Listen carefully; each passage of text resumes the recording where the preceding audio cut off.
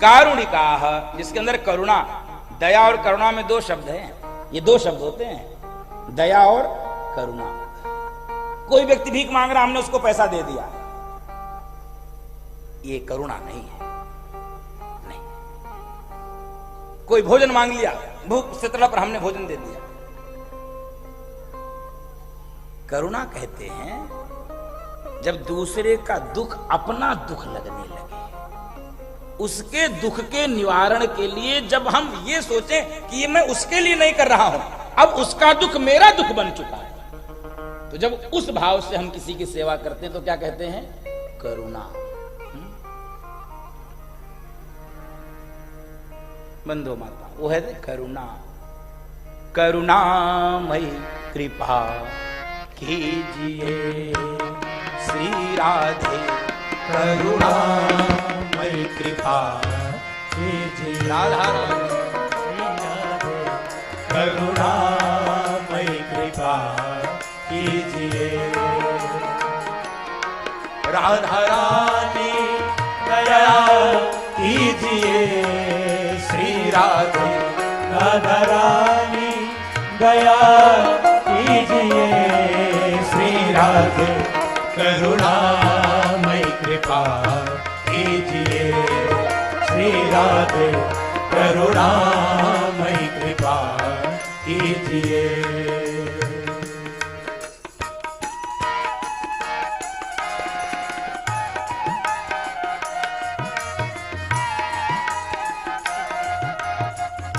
उन्हीं से प्रार्थना किया जाए, ऐसी करुणा हमारे हृदय में भी आओ। हे किशोरी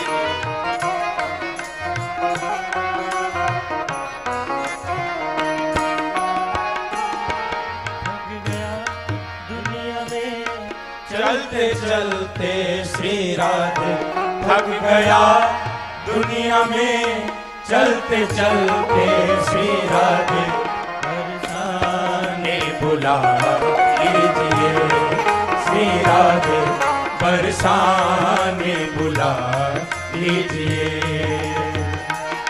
राधा रानी दया कीजिए श्री राधे, राधा रानी दया कीजिए श्री राधे, करुणामयी कृपा कीजिए श्री राधे, करुणामयी कृपा कीजिए श्री राधे, करुणामयी कृपा कीजिए।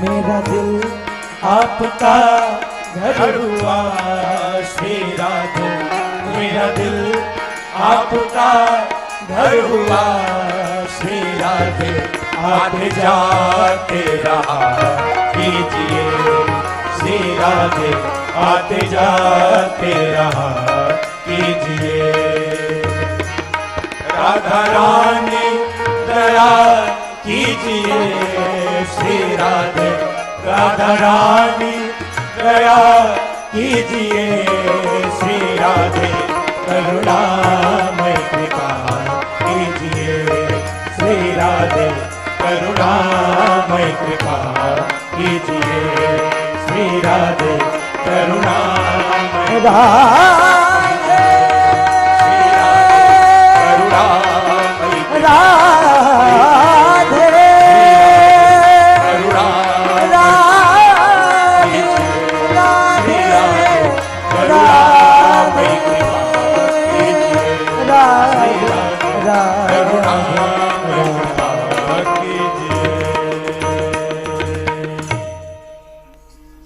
करुणा हो, इसके अंदर सहन शक्ति हो, जो सबको अपना मानता, सुहृदः सर्वदेहि नाम, सब देहधारियों में उसी ठाकुर जी का दर्शन करता हो, और जिसका कोई शत्रु न हो, अजात शत्रु हो, जो शांत हो, यही साधु के लक्षण है बंधु माता।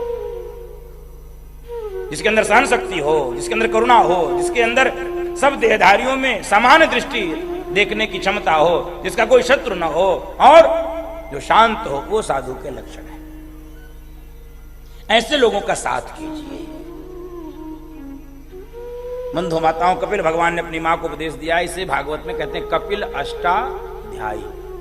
योग के 8 अंग, सांख्य योग का वर्णन, यम नियम आसन प्राणायाम प्रत्याहार धारणा ध्यान समाधि, ऐसा वर्णन किया है। अब माता देवहूति ने कहा है कि मैं जानना चाहती हूं भक्त कितने प्रकार के हो। संत तो बता दिया अपने, भक्त कितने प्रकार। तो कहे माता जी, जो मंदिर के मूर्ति तक भक्ति करता है उसे साधारण भक्त कहते हैं, प्राकृत भक्त। मंदिर की मूर्ति में श्रद्धा रखता है वो कौन है? साधारण भक्त।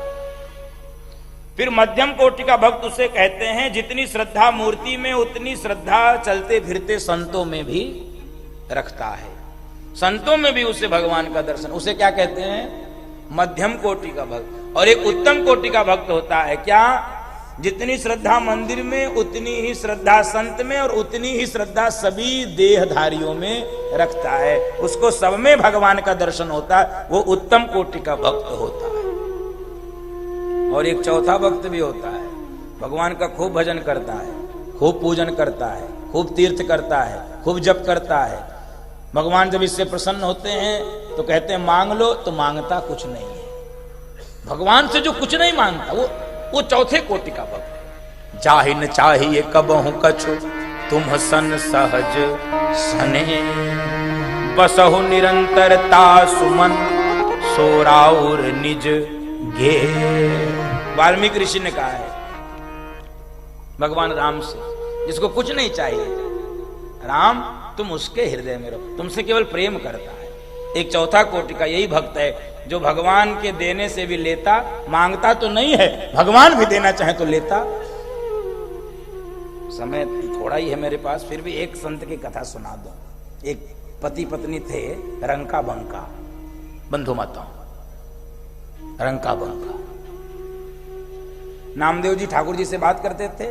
एक दिन नामदेव जी से कहा कि ठाकुर जी बातें बड़ी बड़ी करते हो, घोषणा बड़ी बड़ी करते हो, अनन्यास चिंतयन्तो माम ये जना पर्युपास्ते तेषां नित्याभियुक्तानां योगक्षेमं वहाम्यहम्। तुम्हारा जो चिंतन करते तुम उनका ख्याल रखते, तुम उनकी चिंता करते हो।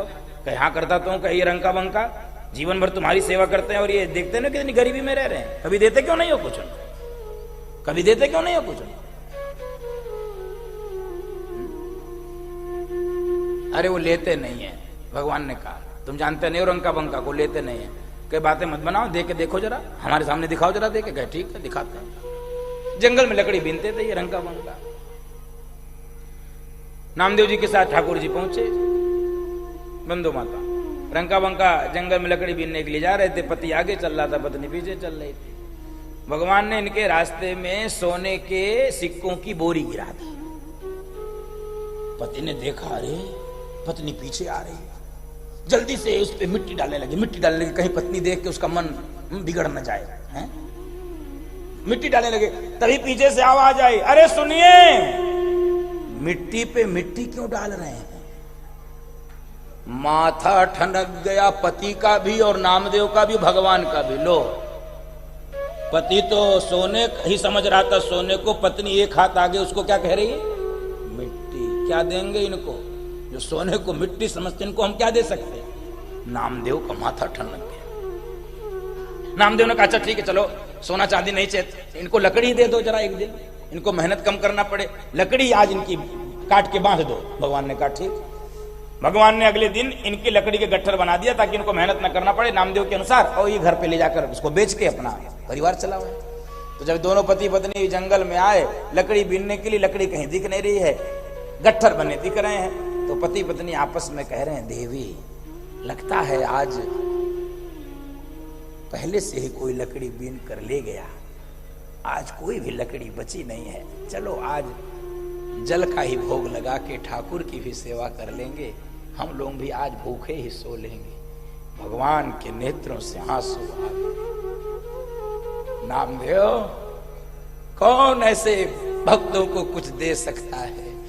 भगवान कहने लगे, नामदेव, ऐसे भक्तों की चरण धूली तो मैं अपने माथे पर लगाकर घूमता हूं। ऐसे भक्त इस संसार में कहां मिलेंगे? इनकी चरण धूली मैं माथे, इनको कुछ नहीं चाहिए। बंधो माताओं, ऐसे भी भक्त होते हैं इस धराधाम पे जिनको कुछ चाहिए नहीं, जिनको भगवान चाहिए। भगवान ने वनवासियों से कहा कि कुछ ले लो, कहे नहीं चाहिए। केवट से कहा ले लो, गोप ग्वालों से कहा, ब्रजवासियों से कहा नहीं लिया, हनुमान जी से कहा ले लो, नहीं लिया। सबके ऋणी हो गए, सबके ऋणी हो गए। जो कुछ नहीं लेता है भगवान उसके। बहुत कीन प्रभु लखन से नहीं कछु केवट ले, विदा कीन करुणा यतन भगति विमल बरु। वैसे चौथे कोटि के भक्त होते हैं जो भगवान से कुछ लेते हैं। और बंधो माताओं, ऐसे दिव्य उपदेश कपिल भगवान कर रहे हैं। मैया ने उपदेश को सुनने के बाद ये कह दिया कि मैं सारे उपदेशों को सुन के एक ही सार समझ रही हूं कि कोई कितने भी बड़े घर में क्यों न पैदा हो जाए, यदि भगवत नाम से दूर है, भगवत चरणों से दूर है, तो वो अपने जीवन को नष्ट कर रहा है। और कोई चांडाल के घर में भी क्यों न पैदा हो जाए, और यदि भगवत चरणों से उसकी प्रीति है तो उसका बेड़ा पार लग जाएगा। बोलो भक्त वत्सल भगवान की। और यहां से कपिल भगवान ध्यान मग्न होकर चल पड़े। देवहूति मां का देह प्रेम में पुलकित हो गया। देवहूति मां जल रूप में परिणत हो गई। कपिल भगवान सागर में आकर विराजमान हो गए। सागर ने स्वागत किया है, बीच में आसन लगाकर कपिल भगवान बैठ गए। उसे ही हम सब क्या कहते हैं? बोल गंगा सागर तीर्थ की। सारे तीर्थ बार बार, हाँ, उसी में संक्रांति के समय मेला लगता है। और अब मनु कन्याओं के आगे वंश का वर्णन करते हुए सुखदेव जी सुनाने लगे कि जो सबसे छोटी बेटी थी प्रसूति देवी, उनका विवाह दक्ष प्रजापति के साथ हुआ। उनकी एक बेटी सती थी जिनका विवाह भोलेनाथ के साथ हुआ, लेकिन उनकी कोई संतान नहीं हो सकी। परीक्षित ने कहा ऐसा क्या हो गया कि उनकी कोई संतान नहीं हुई, ऐसा क्या हुआ? तो वो पूरी कथा जो आपने राम कथा में भी सुनी होगी, उसको मैं संक्षेप में करके आपको सुनाता हूं कि क्यों नहीं सती जी से कोई संतान हो सकी। बंधु माताओं, मैत्रेय मुनि ये कथा विदुर जी को सुना रहे थे।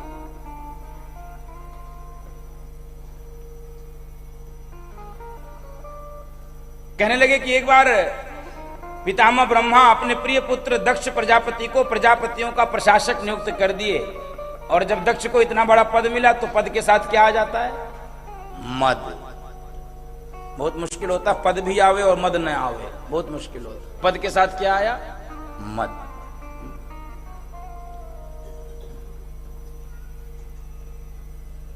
और बंधु माताओं, इतना बड़ा पद मिला। ब्रह्मा जी की सभा में इसका सम्मान समारोह था और उस सम्मान समारोह में भोलेनाथ भी बैठे थे।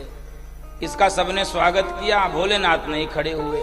इसकी दृष्टि पड़ गई भोलेनाथ पे, इसकी दृष्टि भोलेनाथ पे पड़ है। इसने पूरी सभा में देखते हुए कहा कि सुनो, सभ्य लोगों की सभा में असभ्य लोगों को नहीं बिठाना चाहिए। सभ्य लोगों की सभा में असभ्य लोगों को नहीं बिठाना।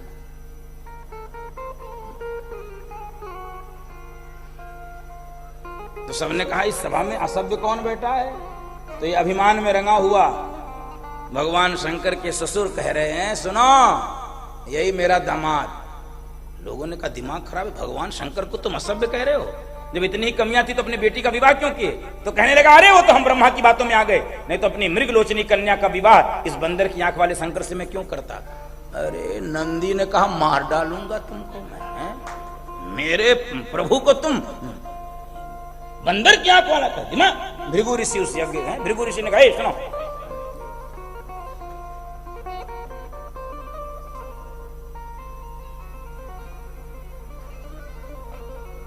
बंधु माताओं,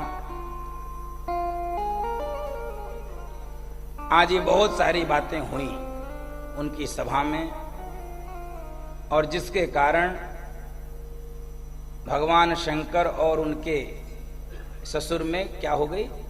गांठ पड़ गई। रही मन धागा प्रेम का, मत तोड़ो छटका, टूटे से फिर ना जुड़े, जुड़े गांठ पड़।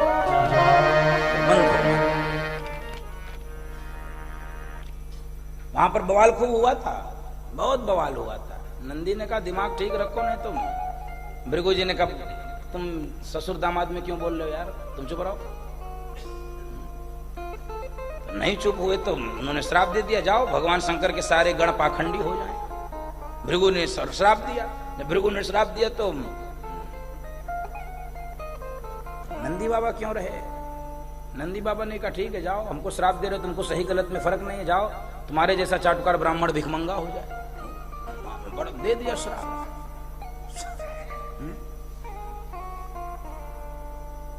और बंधु माताओं, एक यज्ञ का आयोजन किया। यज्ञ का आयोजन दूसरों को नीचा दिखाने के लिए, छोटा दिखाने के लिए नहीं किया जाता है। यज्ञ का आयोजन सृष्टि के कल्याण के लिए, मानवता के कल्याण के लिए, सबके कल्याण के लिए। सर्वे भवन्तु सुखिनः, सर्वे सन्तु निरामया। यज्ञ इसके लिए होता है। आनो भद्राः क्रतवो यन्तु विश्वतः, भद्रम कर्णेभिः शृणुयाम देवा, भद्रम पश्येमाशभिर्जत्राः। यज्ञ इसके लिए होता है। यज्ञ ये सबको बुलाया, और किसको नहीं बुलाया? अपने ही बेटी दामाद को नहीं। अच्छा, जिनको बुलाया वो भी कम करामाते नहीं है। वे सब अपना विमान कैलाश के ऊपर से लेके जा रहे हैं, कोई और हवाई अड्डा चुन लेते। लेकिन इनको कैसे भी है, वो सांस। अब वो धूप सेक रही थी सती जी, कैलाश में ठंडी बहुत है। कहाँ? अरे देवी जी आपको पता नहीं, आप यहां बैठे, आपके पिताजी क्या है? ओ हो। अब मायके के लिए माताएं बहुत जागरूक रहती हैं, बहुत। अरे इनका जोश हमेशा हाई रहता है। हाँ। बस आप चलिए, हम आ रहे हैं, बस चलिए। अब आ गई भगवान शंकर के पास। अरे प्रभु चलो। कहे कहाँ? कह रहे मायके में यज्ञ है। तो भगवान शंकर ने कहा अरे कोई चिट्ठी आई है, निमंत्रण आया कि केवल चलो? निमंत्रण तो आया नहीं था, लेकिन माताएं मायके का पक्ष इतना जबरदस्त रखती हैं, ऐसा पैरवी करती हैं। अरे सुनिए प्रभु, निमंत्रण दिया होगा, वो लगता है डाकिया ने गड़बड़ कर दिया, पोस्टमैन ने जरा मिसप्लेस हो गया, चलो। जाना नहीं है देवी। वैसे तो गुरु के यहाँ, माता पिता के यहाँ, मित्र के यहाँ, स्वामी के यहाँ बिना बुलाए भी जाना चाहिए, लेकिन यहां जाना ठीक नहीं है। नहीं, ठीक नहीं। इसलिए देवी मत जाओ। आवत ही हर्षे नहीं, नैनन नहीं सनी, तुलसी तहां न जाइए, चाहे कंचन बरसे। जहां आपके लिए स्नेह ना हो, प्रेम ना हो, सम्मान ना हो, वहां जाना लाख वहां सोना चांदी बरसे नहीं। इसलिए देवी जाना तो ठीक नहीं है। प्रभु आप जाओ न जाओ, हम तो जाएंगे। तो भगवान ने सोचा कि देखो इस संसार में सबसे कठिन काम क्या है? किधर देख के बोलूं? आप लोग बताओ। इस संसार में सबसे कठिन काम है पत्नी को, कुछ तो बोलो। इस संसार में सबसे कठिन काम पत्नी को समझाए। कैसे समझाए? तो 2-4 बार तो पति समझाते हैं, 2-4 देवी मान लो, देवी मान लो, मान लो। अंत में क्या करते हैं? जो मन करे सो। वो जानते वो करेगी अपने को। तो भगवान ने भी प्रयत्न किया कि चलो तुम देवी जाना ठीक नहीं, जा मान नहीं रहे, जा। तो भगवान शंकर के गण पीछे लग गए, अरे भाई देवी अकेले जाएंगे, ऐसा नहीं। और बंधु माताओं,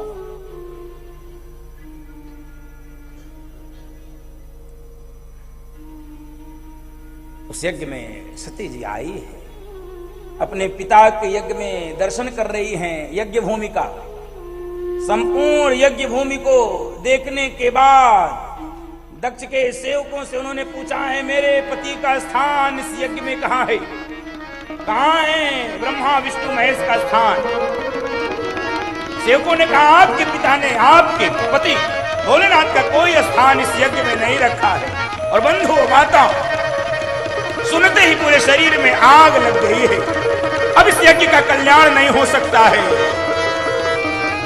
जिस यज्ञ में ब्रह्मा विष्णु महेश का स्थान न हो, अब ये शरीर तो मेरे पिता के अंश से पैदा हुआ है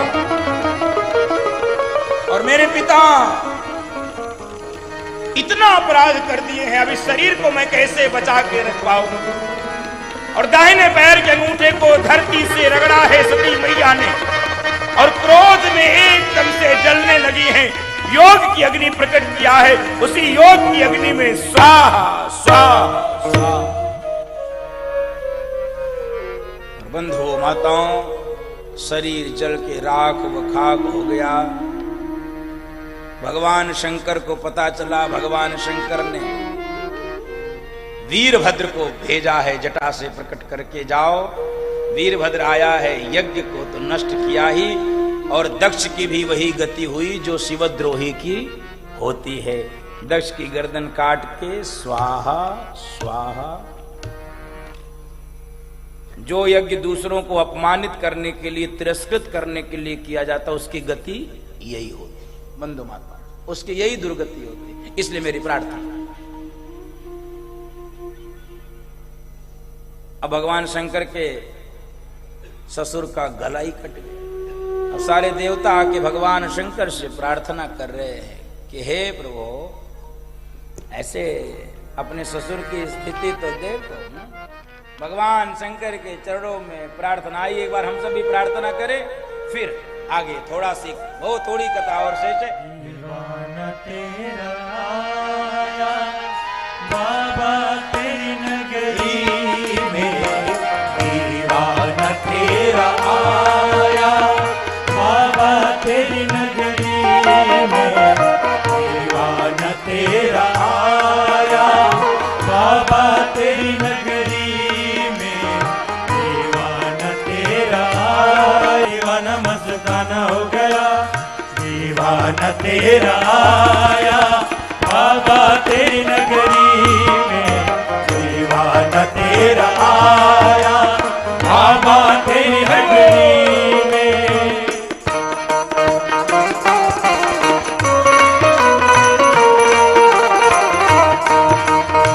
एक बार दोनों हाथ उठा बोले शंकर भगवान की जय हो।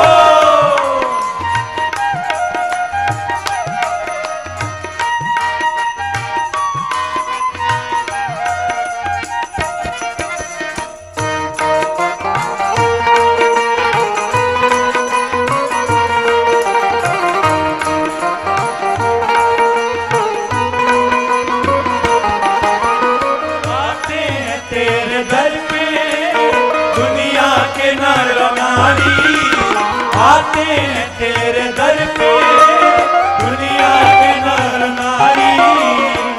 मैं भी मांगता आया रे बाबा, मैं भी मांगता आया बाबा तेरी नगरी में, मैं भी मांगता आया बाबा तेरी नगरी में, दीवाना तेरा आया बाबा तेरी नगरी में, दीवाना तेरा आया बाबा तेरी नगरी में। मैं दीवाना, मैं दीवाना, मैं दीवाना हो गया, मैं दीवाना, मैं दीवाना, मैं दीवाना हो गया, मैं दीवाना दीवाना मस्ताना हो गया, मैं दीवाना दीवाना मस्ताना हो गया।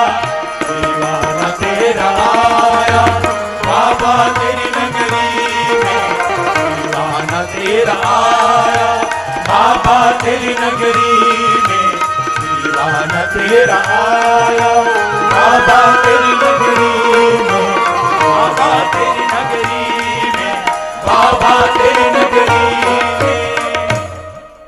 भगवान शंकर से देवताओं ने प्रार्थना की अपने ससुर जी की स्थिति जरा ठीक करो। भगवान शंकर आए। वो भगवान शंकर दया निधान करुणा निधान है। गोस्वामी जी कहते हैं, आशुतोष तुम अवधर दानी, आरती हरहु दीन जनो। भगवान शंकर को आशुतोष कहा जाता है। बोले आशुतोष शंकर भगवान की। आशु माने जल्दी, तोष माने तुष्ट होने वाले, प्रसन्न होने वाले, वो है भगवान शंकर। भगवान शंकर से प्रार्थना किया। भगवान शंकर आए और अपने ससुर जी का ऑपरेशन किए, शल्य चिकित्सा। तो कौन सा मुंह लगा?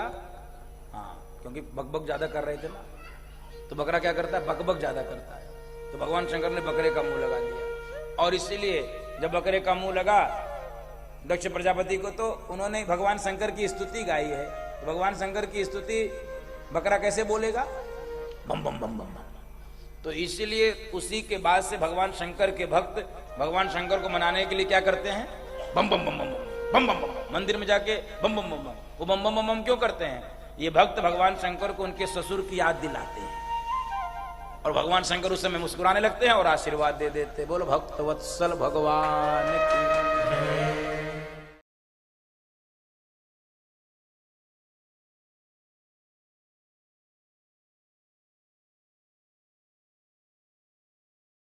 आनंद टीवी से जुड़ने के लिए आप हमें व्हाट्सएप करें 9277395752 पर।